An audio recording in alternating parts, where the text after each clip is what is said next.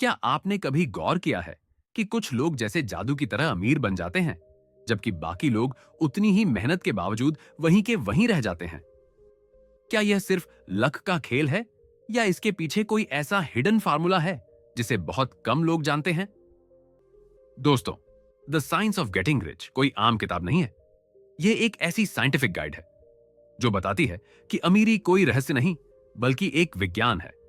हां, एक सटीक विज्ञान। लेखक वॉलेस डी वॉटल्स कहते हैं, अगर आप इस साइंस को समझ जाएं और उसी वे ऑफ थिंकिंग में जीना सीख लें, तो कोई ताकत आपको अमीर बनने से नहीं रोक सकती। यह फर्क नहीं पड़ता कि आप कहां से हैं, आपकी एजुकेशन या बैकग्राउंड क्या है, क्योंकि getting rich is not about luck, it's about mindset and method. यह किताब सिखाती है कि अमीरी सिर्फ पैसों की बात नहीं है, यह आपके माइंडसेट, एक्शन और विश्वास का मेल है। चलिए इस रहस्य को समझते हैं। अध्याय 1, अमीर बनने का अधिकार, the right to be rich. पैसा सिर्फ नोट नहीं है, यह हमारी मानसिक, शारीरिक और आध्यात्मिक ग्रोथ की नींव है। अगर आपके पास धन नहीं है, तो आप अपनी क्षमताओं का पूरा उपयोग नहीं कर सकते। अमीर बनना कोई लालच नहीं है, यह एक जिम्मेदारी है। जब आपके पास पैसा होता है, तो आप खुद को बेहतर बना सकते हैं, दूसरों की मदद कर सकते हैं और अपनी आत्मा को ऊंचा उठा सकते हैं। गरीबी में महानता ढूंढना एक भ्रम है। असली महानता तब आती है जब आप अपने सपनों को साकार करने की ताकत रखते हैं, और वह ताकत अमीरी देती है। अध्याय 2, अमीर बनने का विज्ञान, the science of getting rich. Wattles कहते हैं, yes, there is a science of getting rich. यह बिल्कुल वैसे ही काम करती है जैसे गणित या भौतिकी के नियम। अगर कोई व्यक्ति इस विज्ञान के सिद्धांतों को सही तरह से फॉलो करे, तो अमीरी उसके लिए उतनी ही निश्चित है जितना सूरज का निकलना। अमीरी बुद्धिमत्ता या टैलेंट का परिणाम नहीं, बल्कि सही सोच और सही एक्शन का परिणाम है। नेचर ने हर इंसान को अमीर बनने की सारी क्वालिटीज दी हैं। फर्क बस इस बात का है कि कोई उन नियमों को समझकर फॉलो करता है और कोई नहीं। अध्याय 3, क्या अवसर पर एकाधिकार है? Is opportunity monopolised? अवसर सबके दरवाजे पर आता है। फर्क बस इतना है कि कोई उसे पकड़ लेता है और कोई बहाना बना लेता है। नेचर किसी पर पक्षपात नहीं करता। अमीरी किसी परिवार, जात या वर्ग की प्रॉपर्टी नहीं है। गरीबी आपकी सोच का परिणाम है, न कि परिस्थितियों का। अगर आपके शहर में कोई अमीर बन सकता है, तो आप क्यों नहीं? फर्क बस इस बात में है कि आप कैसे सोचते हैं और कैसे काम करते हैं। अध्याय 4, पहला सिद्धांत, द फर्स्ट प्रिंसिपल।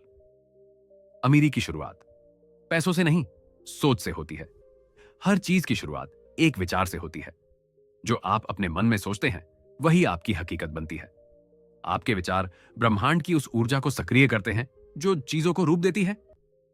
इसलिए सोचिए वही जो आप पाना चाहते हैं, न कि जो आपसे छिन गया है। मत जाइए उन लोगों के पास जो कहते हैं कि पैसा बुरा है।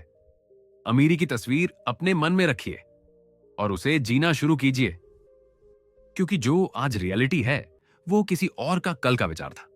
अध्याय 5, विस्तार का नियम, द लॉ ऑफ एक्सपेंशन। जीवन का नियम है, ग्रो और डाई। हर जिंदा चीज बढ़ना चाहती है। नेचर चाहती है कि आप मानसिक, आर्थिक और आत्मिक रूप से बढ़ें। अधिक चाहना लालच नहीं है, यह आपकी डिवाइन राइट है। जब आप बढ़ते हैं, तभी आप दूसरों को भी ऊपर उठा सकते हैं। कंपटीशन से दूर रहिए, क्योंकि तुलना आपको छोटा बनाती है। Be a creator, not a competitor. दूसरों की सफलता देखकर जलिए मत, उनसे प्रेरणा लीजिए, क्योंकि भगवान ने सबको बराबर अवसर दिए हैं। अध्याय 6, धन आपके पास कैसे आता है? How riches come to you? पैसा मेहनत का नहीं, वैल्यू का परिणाम है। आप अपने ग्राहक को उसके पैसों के बराबर नहीं, बल्कि उससे ज्यादा उपयोगी चीज दीजिए। जब आपका उद्देश्य लोगों की जिंदगी में वैल्यू जोड़ना बन जाता है, तब पैसा खुद चलकर आता है। ज्यादा मांगने में शर्म मत कीजिए। गरीबी कोई पवित्रता नहीं, बल्कि सीमित सोच का परिणाम है। रिचनेस बाहर से नहीं आती, यह अंदर की सोच से शुरू होती है। अध्याय 7, कृतज्ञता, ग्रेटिट्यूड। ग्रेटिट्यूड सिर्फ थैंक यू नहीं है, यह एक एनर्जी है जो ब्रह्मांड से आपका कनेक्शन मजबूत करती है।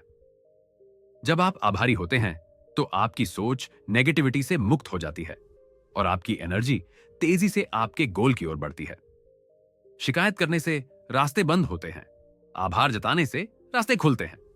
इसलिए हर दिन कुछ मिनट निकालिए, थैंक यू कहिए, चाहे स्थिति कैसी भी हो, क्योंकि ग्रेटफुल माइंड हमेशा क्रिएटिव होता है। अध्याय 8, अलग ढंग से सोचना, thinking in a certain way.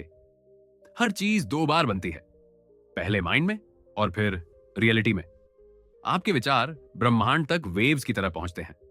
अगर आप आधे अधूरे विश्वास से सोचते हैं तो आपकी एनर्जी ब्लॉक हो जाती है। अपने मन में वह भविष्य जी जो आप चाहते हैं, जैसे वह पहले से आपका हिस्सा हो। Universe always responds to your dominant vibration. इसलिए अपनी सोच को बड़ा बनाइए, क्लियर बनाइए और फेथ रखिए। अध्याय 9, इच्छा का उपयोग, यूज ऑफ विल।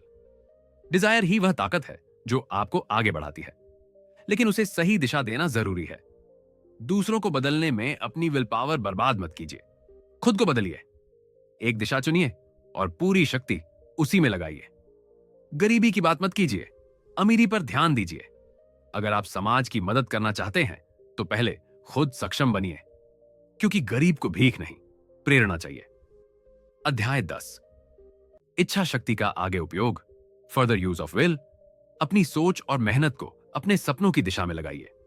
बीते कल की शिकायतों में समय मत गवाइए। आप अपने पास्ट का नहीं, अपनी चॉइस का परिणाम है। निगेटिव लोग और एनर्जी से दूरी रखिए। आपका मन एक बगीचा है, उसमें सिर्फ पॉजिटिव थॉट्स रखिए। हर दिन खुद से कहिए, मैं सक्षम हूं, मैं योग्य हूं, मैं अपने सपनों की ओर बढ़ रहा हूं।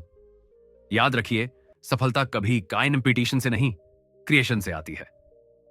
अध्याय 11, एक खास तरीके से काम करना, acting in a certain way. सोचना आसान है, करना मुश्किल, लेकिन फर्क यहीं बनता है। आपका एक्शन ही आपके विचारों को रियलिटी में बदलता है। हर अवसर का तुरंत लाभ उठाइए, क्योंकि परफेक्ट टाइम कभी नहीं आता। जो करना है अभी कीजिए, इसी मोमेंट में। प्रेजेंट आपका पावर जोन है। हर दिन अपने लक्ष्य की ओर छोटे छोटे कदम बढ़ाइए, क्योंकि यही कदम आपकी नई रियलिटी बनाते हैं।